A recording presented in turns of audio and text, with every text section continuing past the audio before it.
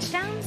Do you like MVP highlights that maybe you've never seen in the history of the NFL? Hey, we're your spot. Good Morning Football presented by Intuit QuickBooks. Peter, Kyle, Shaun O'Hara, Super Bowl champ. My name's Kay, and let's see those highlights. You want to see the highlights? I really Lamar, do. people want to see him. Let's go. Friday. I don't know if I want to see them in the fourth quarter, though, but show All right, let's release the Kraken. There he is, running out of the gates of hell if you're trying to defend him. Scoreless early. Look at this, man. We got a stutter step, and boom, he takes a big hit. But, guys, he passes Michael Vick. Single-season rushing yards for a quarterback. By a lot. Finished the night with 1103, which is more than Ezekiel Elliott this year. It's pretty impressive. Wow. More than a lot of Congrats, guys. big trust. 1,100-yard rusher. He takes a hit to prove it. Shaun O'Hara saying big trust. Can you say woo-woo? 7-0 Baltimore. Look at Lamar just doing whatever he wants. It's an and one mixtape. Every play, Miles Boykin hit the lights. Yes, Peter. When Mark Ingram did the big trust, you think he envisioned a man in a zip-up light blue polo? Of course. Yeah, okay. Yes. Shaun wearing the Johnston and Murphy Microsoft Surface-colored quarter zip. Hollywood Brown. Touchdown. Hollywood primetime jet. And it's all primetime for these guys. It feels like primetime every week. 4th and 1. Lamar says, no, we don't punt. In fact, we're going to make it even harder on ourselves. We could probably run easily. Let's pass. Let's go to Mark Andrews. Boomer. Sooner. Right out of Oklahoma. He leads all NFL tight ends in touchdowns. He's been great. Did we mention that Ronnie Stanley, his left tackle, was out and a guy who hasn't started all year was playing? No. And he was throwing the ball like this? And he's on the Adam's got second nuggets. center. What? His blind side. We had O'Hara. I mean, that's a big deal right there. Yeah. No problem. New center, new tackle. Not exactly Michael Orr, but I hear you. No. Yeah, the center. Michael Orr's seen or embraced that movie yet. I know he had a lot of problems with it. That's his issue. Former Raven. Mark Ingram. Touchdown. It is his life. And it's fine. If he has a problem with it, I don't mind it. Speaking of problems right there. What's Bibs. he doing? He's eating, and someone gave him a bib. Someone gave him a bib, and I guess crab cakes come with bibs. I know lobsters do. 42-21, an actually really entertaining, terrible game. 42-21, like I said, Justin Tucker missed an extra point, but let's get to the faces of the league. Lamar Jackson and his Bobby the Brain Heenan, Mark Ingram, joined our Thursday Night Football post-game crew after the win, and it's always good. I just have a quick question. Mark, did you vote for Lamar? Of course I voted for LJ. That's lit. I figured. Revisionist history going on here potentially. So I definitely voted for LJ. You know we got your card. Well, it's not a secret ballot, we got it back there. It's your last chance to give us the truth. Hey, Lean in on you. Hey, come here. Let me see your arm. Go ahead. Go ahead. Re-ask the question. Go ahead.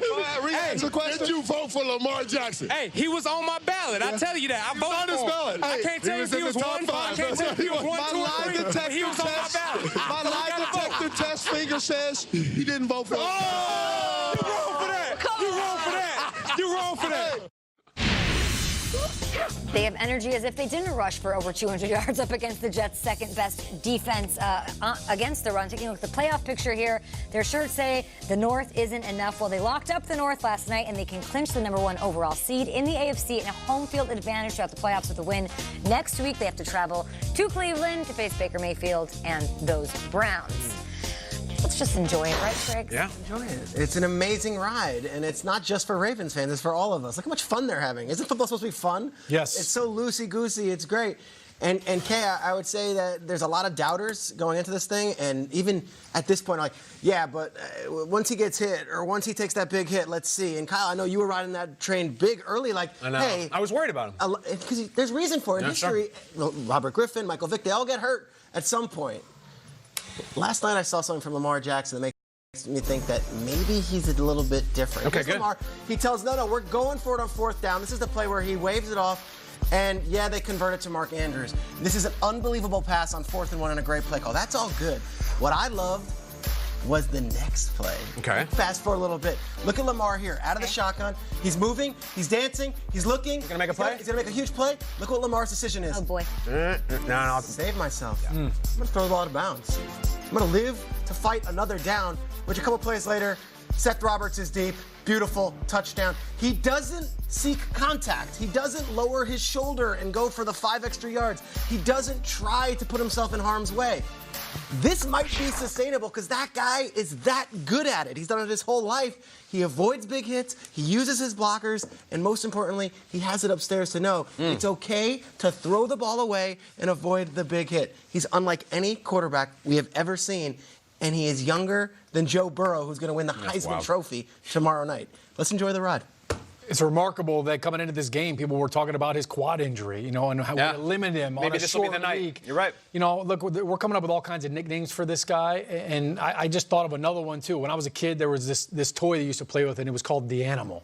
And the song was, "Can anyone stop the animal?" These claws would come out of the tires. This thing could climb over anything. The monster truck with the claws. Yeah, it was a big monster truck. Claws came out of the tires, and they would climb over couches and furniture, and it was awesome. That's Jackson. I mean, he is the animal. And everybody's asking, can anyone stop the animal? The answer is no, but I love the way that he's doing it. And when you look at, you were talking about this guy was built for this. His mom came out on record when people were doubting whether or not he should play quarterback or he should be a running back or receiver. She said, oh, no. Lamar's a quarterback. He was raised for this, and he's showing us why. The MVP question? Absolutely. And you know why? Because style points matter. In a game that could have been a clunker against the Jets, because the Jets are basically a non-factor, he went out and balled out, and he did it with his arm. It wasn't about the legs and the rushing yards.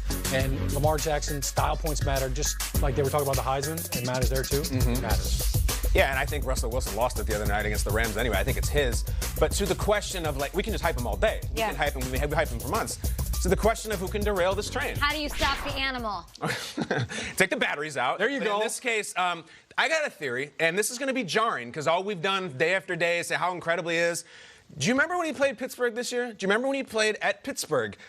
Let's roll it a little bit because this stings the palate. You're not used to seeing this. Lamar Jackson, granted, in a win, he won in overtime. Against the Steelers defense, he threw 3 interceptions.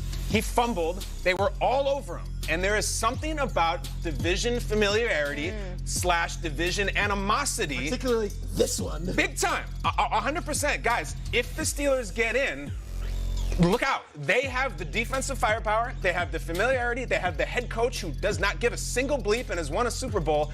You can talk about all the front runners, Kansas City, New England, whoever it is. I think Pittsburgh is the biggest threat to Lamar, and the tape don't lie. He had a rough day that day, and I think Pittsburgh could do it again if they get in, though. I had the unique honor of hanging out with Ed Reed for pregame last night. Talk about it. Hall of Famer Ed Reed. It was tremendous. And all I wanted to ask him all day was, how do you do it? How do you stop Lamar Jackson? And he said that there's not a defense that can do it. He said that his 2006 Ravens obviously could. He sort of said that in jest. I said, you're a D coordinator. How do you do it? Or who can stop them? He compared him to Michael Vick. So as much as we can't compare him to him, and he said that Lamar Jackson's obviously much quicker. He talked about the team aspect that Lamar has. You're saying sometimes when he's not at his best, Vic would lose those games. He didn't have that defense when he was with the Falcons. This is not the case with here, where you have the best secondary in the NFL. You have the run game and Mark Ingram, and you have John Harbaugh. Even if Lamar Jackson, we've seen it. We've seen him not have his best day, even against Buffalo necessarily. He had some missed throws there.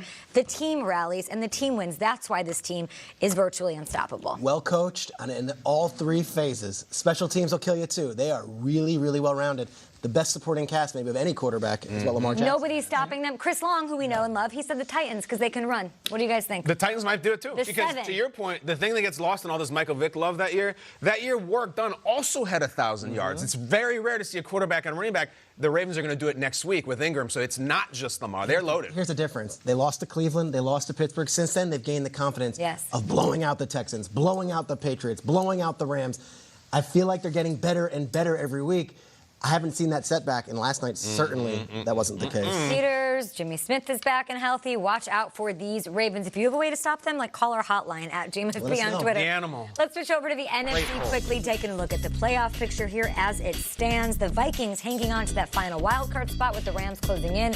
Rap Sheet might have some big news concerning their star running back. We welcome him in live. What's going on with the status of a pair of Vikings teammates? Let's go with Adam Thielen, Mr. Golden Gloves, and Dalvin Cook. Well, thanks, Kate. We'll start with Adam Thielen. He's been battling this hamstring injury really for more than a month now. Thought he was going to come back, had a setback, had to sit, had another setback, wasn't able to play last week. but things are now headed in the right direction for Adam Thielen. He's practiced the last 2 days, talked to reporters yesterday, said it is a really positive feeling now. Wants to go back out there today's practice, maybe test it a little more, but things are going down the direction of Adam Thielen finally getting back on the field this week against the Chargers. As far as Dalvin Cook goes, you mentioned it, he's been dealing with a somewhat serious chest or shoulder injury that actually knocked him out of the Monday night game, but he's been a full participant in practice this week. He is expected to play on Sunday, so the Vikings may actually be at full strength this week, which has been a rarity. The Rams have momentum right now. They're looking stronger than they have all season. Huge game for the NFC playoff implications. Thank you so much, Rap Sheet, for hanging out with us on a Friday morning. More highlights ahead, and let's look forward to Sunday. Crucial game, as we said, for these Vikings in LA this weekend. We have Kyle Rudolph on the show. Man. Like every other week we have Kyle Rudolph. Kyle Rudolph's on the show more than Nate. I love it. And is the Giants wide receiver the key to winning your fantasy playoff matchup? We've got steals, all your values. Let's get you the shit.